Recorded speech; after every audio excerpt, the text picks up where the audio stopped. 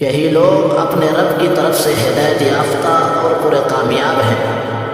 بے شک جو لوگ کفر پر بے ضد ہیں ان کے حق میں آپ کا ڈرانا اور نہ ڈرانا برابر ہے، وہ ایمان نہیں لائیں گے۔ اللہ تعالیٰ نے ان کے دلوں اور کانوں پر مہر لگا دی ہے اور ان کی آنکھوں پر پردہ ہے، نیز ان کے لیے بڑا عذاب ہے۔ اور بعض لوگ کہتے ہیں کہ ہم اللہ پر اور آخرت کے دن پر ایمان لائے، حالانکہ وہ حقیقت میں ایمان والے نہیں ہیں۔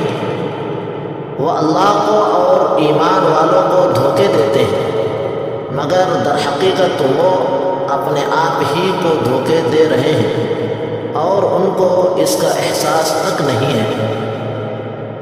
ان کے دلوں میں بیماری ہے، خدا نے ان کی بیماری اور بھی بڑھا دی ہے۔